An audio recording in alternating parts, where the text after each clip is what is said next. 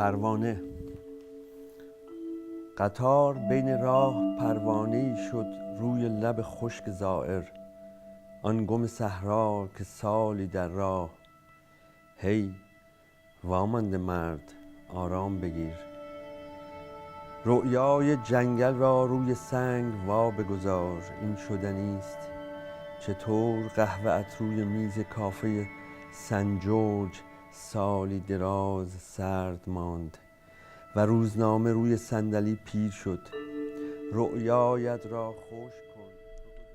When we think of Iran, what do we see?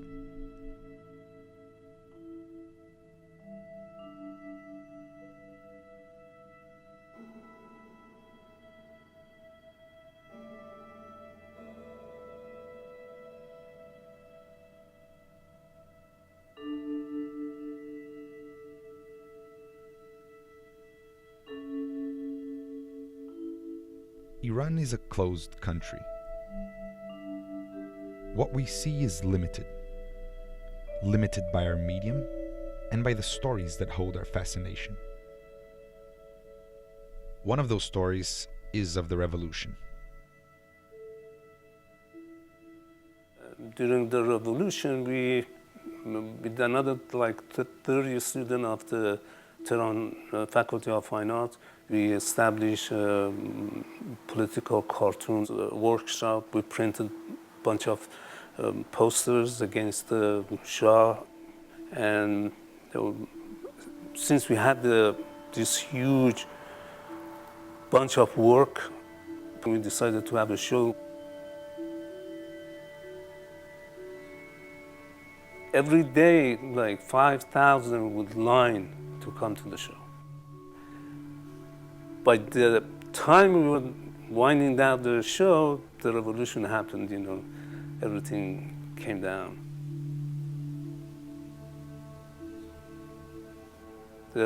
Our workshop was destroyed. Most of the posters were burned. It was a terrible, terrible disappointment. We were thinking that we were working for a better society, much open society. Now we realize we're losing everything.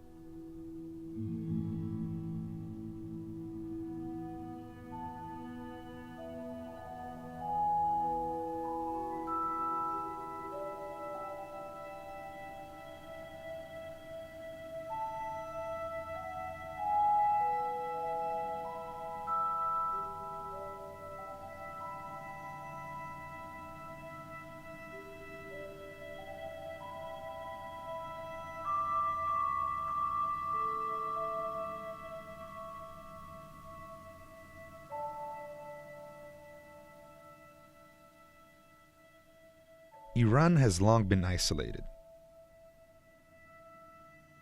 Because the global community doesn't know what's going on inside it, a demand has grown for Iranian art.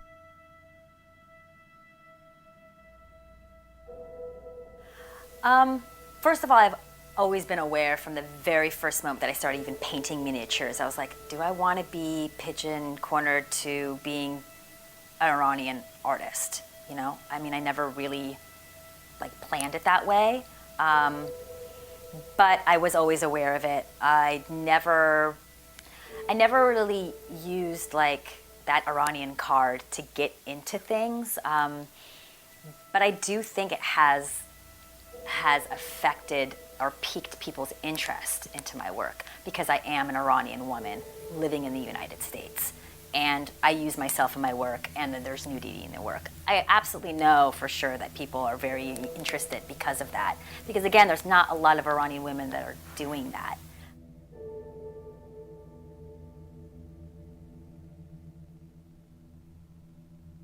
A new generation of artists grew up after the revolution and have sought to move beyond it in their work.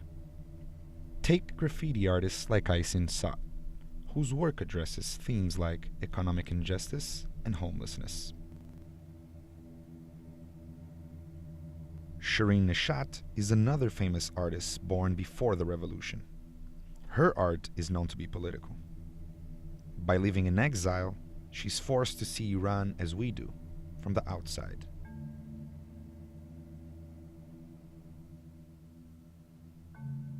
If I'm an artist who has lived for so long outside of Iran, that has so little access to the truth, and everything is about fiction, I would obviously embrace a kind of a language or an expression that it's really highly fictionalized and highly away from reality. And therefore, in that level of creation, I will more likely produce work that only at certain level touches Iranian society, but it truly doesn't just speak about Iranian people or to Iranian people, but speaks to the world and about the world.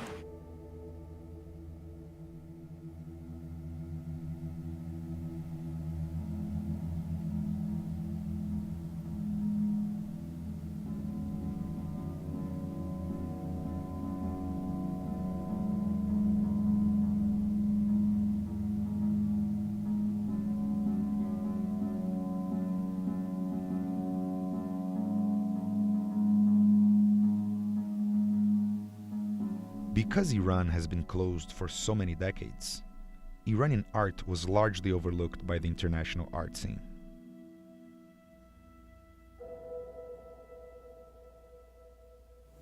Due to these political reasons, the Iranian art was neglected and was forgotten. Not that Iranian didn't produce art, they did, but they were trapped inside the country, or they were not looked at by the Western world and Western organization.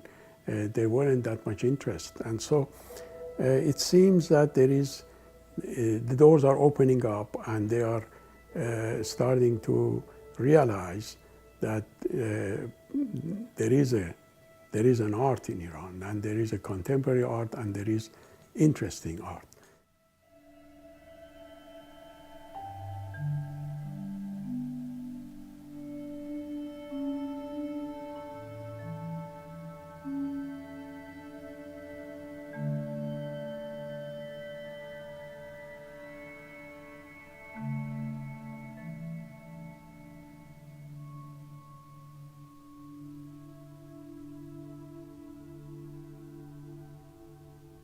Like all artists, Iranians are influenced by their cultural heritage. But their art is global, more than simply Iranian. Do you think that you would be as well known as you are if you weren't Iranian? I think the strength of my work is not just because I'm Iranian, the way that it's conceived and is presented and the way it affects people emotionally. I mean, it's almost like saying if William Kentridge is only powerful because he's South African. I mean, I think it's almost like borderline insulting because I think, of course, every one of us are from some country. Jeff Koons is American. Would he have been as well known if he was not American? I mean, I think it's such a benign issue. But for many artists, it's not so benign. Many aren't able to return to Iran, and yet they carry a heavy burden to represent it. This struggle for identity haunts their work, and for some, defines it. زنگ میزنند دیر وقت است پروانه‌ای به شیشه میکوبد قطار در راست و یک ساک در ایستگاه جا مانده است. Yeah, that was the last thing that is in the train station, waiting for train, and to go, where go, you don't know. And then suitcase always there, you know, that's part for my life. And after